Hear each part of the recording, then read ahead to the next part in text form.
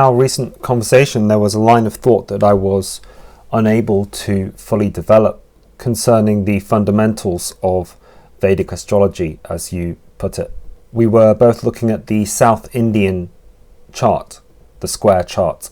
And obviously there's 12 squares because there are 12 houses, because there are 12 signs. Well, in 12 sign astrology anyway.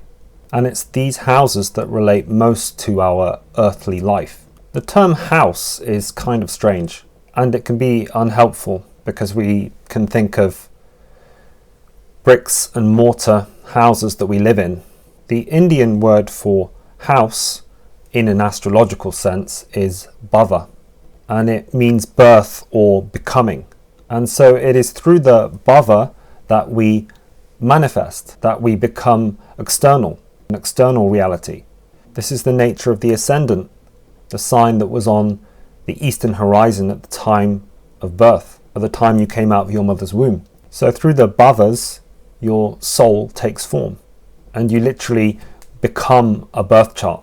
And the reason it is said that this happens, taking birth, becoming the houses, is because we have forgotten who we are, or we haven't understood properly, or maybe we never understood before. The idea is that we are a dream of our own making. We've dreamt up who we are and then called it life or called it reality. But if you think about it, if you're dreaming, it must mean you're asleep. So it must be based upon ignorance of the true self. So Vedic astrology is looked at as a chance to improve and do better. What I mean is that it takes into account past lives, the cycle of reincarnation. So then what is it that is manifesting? What is manifestation from? What is manifestation made from? But karmic tendencies from the past. Or you can look at it as inherited from your parents, and they inherited it from their parents, and going back in time.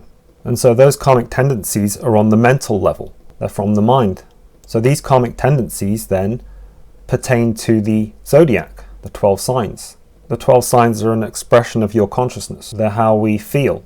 They are how we feel internally, but also how we perceive there to be something out there. And so we're giving birth to these karmic tendencies every day.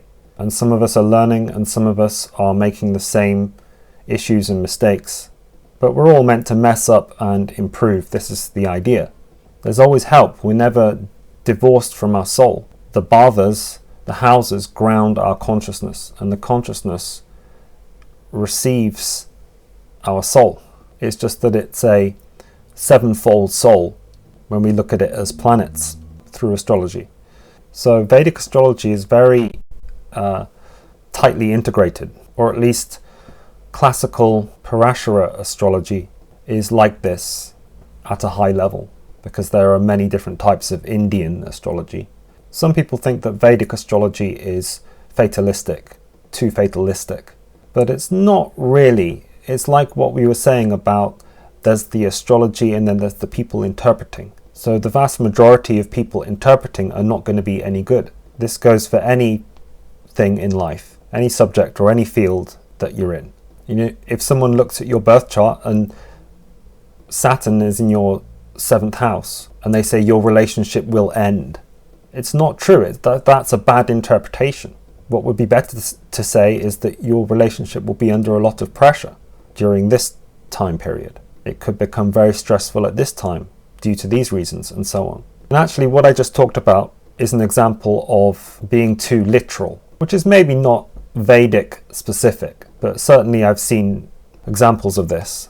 So obviously if the culture has a belief in karma, everything in that culture is going to be affected by it, including astrology.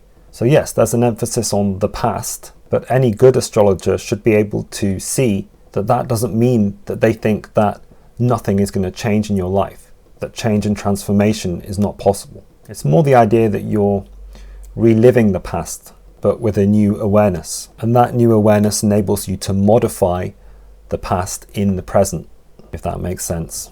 But yeah, other than that, of course, it's very detailed. You've got, like we talked about, the 27 nakshatras. You can divide the nakshatras into 4 parts each. So each nakshatra has 4 different parts to it, and so on. And even the houses have their own houses. These are called the divisional charts. And so it can get very, very micro level detailed. But unless you have that basic idea that I talked about, all of those details are not going to be very effective. Anyway, I thought you might like to hear that, and anyone listening as well.